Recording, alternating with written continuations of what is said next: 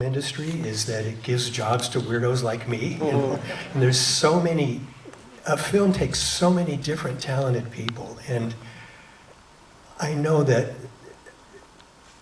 speaking for myself, I couldn't have a regular job. I couldn't survive in an office. My brain doesn't work that way. So I'm very thankful to the film industry for giving me a job and for giving a lot of creative people jobs, and let's hope that it continues that way.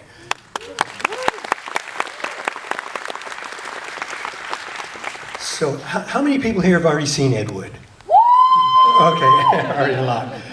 How many people here knew who Ed was before this movie came out?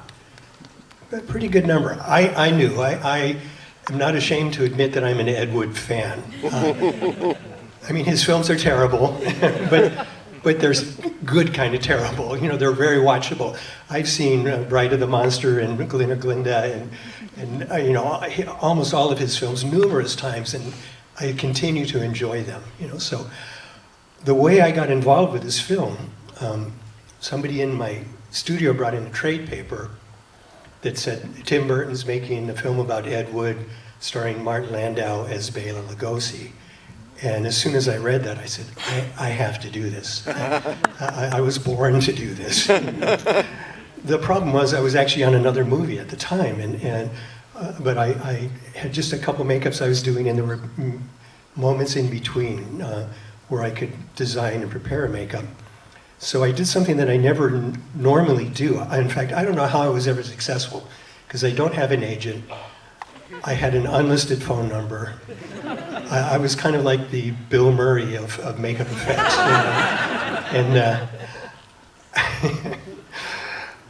But I did something. I knew Tim. I met Tim and Rick Heinrichs when they were right out of Cal Arts. A good friend of mine, Kelly Kimball, who's the daughter of Ward Kimball, one of the 9 old men at Disney, one of the famous animators, said there's these 2 kids that came out of Cal Arts that you really need to meet. And I went to Disney, I met them. I think they were working on Vincent at the time. And we talked for a while, and they had a film project called Trick or Treat, I think it was, they talked to me about. Never happened, but I knew Tim.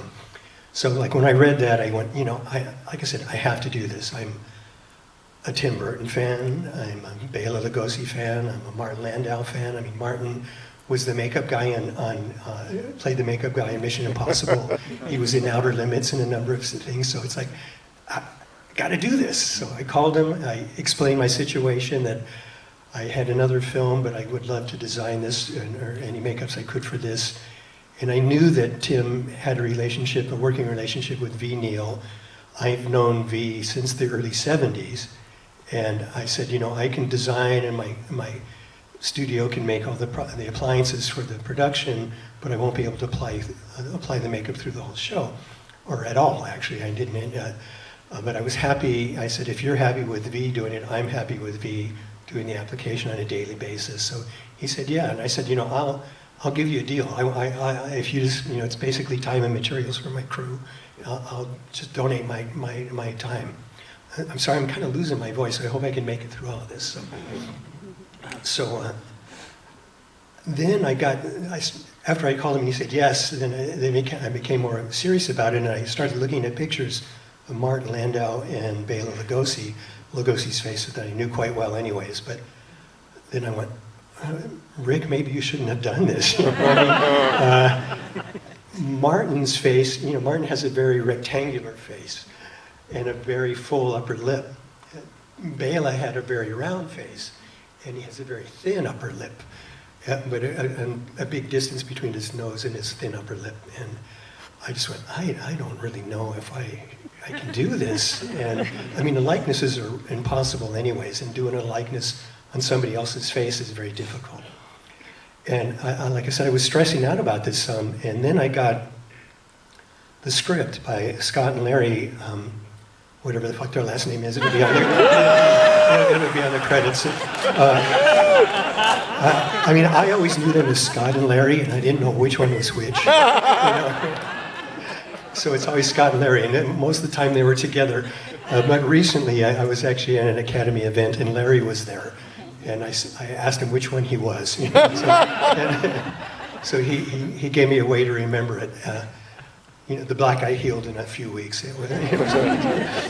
But the script was great. I couldn't believe how great the script was and how real and how human Ed Wood and Bela were in the script. And I really said to myself that this needs to be a less is more makeup.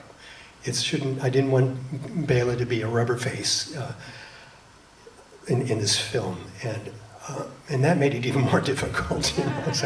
So I got Martin to my studio. I took a life mask of him. I had a great time with him talking about Outer Limits and Mission Impossible.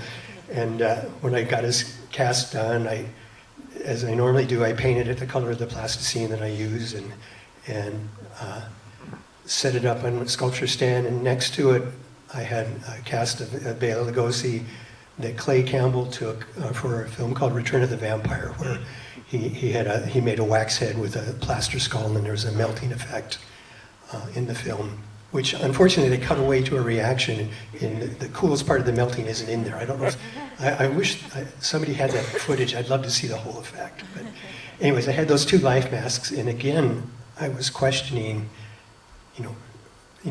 this could be the end of your career, Rick.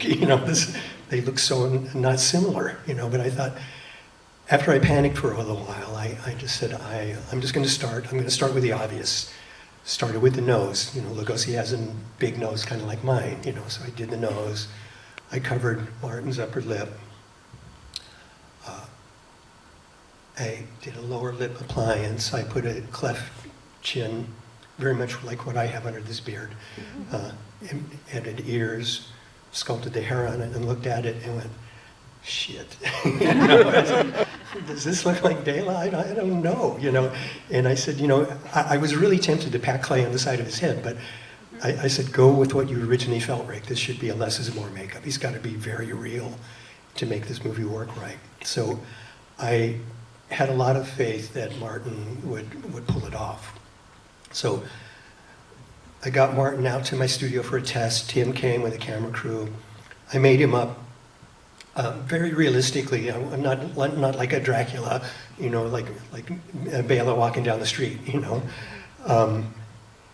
And again, I was like shaking my head, and I was going, "This may be the end of your career, Rick."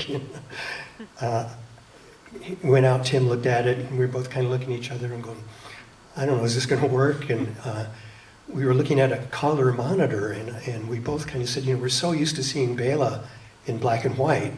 So I said, let's turn off the saturation on it, and then it looked better, but it was, the makeup test, Martin wasn't really, prepared to do the role. He was just there for me to look at the thing in front of the camera, the makeup's in front of the camera. But I said, hang on a second, Tim, and I went and grabbed, I had a syringe in my office, and I brought the syringe out. I go, give Martin a syringe and see if he can play with this some. So when he got the syringe, he started, becoming Bela a little bit more. And when he started turning it on, we could see that we thought it was going to work. So it's not an exact likeness of Bela, but it's, I think, the essence of Bela. And I think I really ended up making the right decision for this film. And that's about all I have to say. So I hope you enjoy the film very much.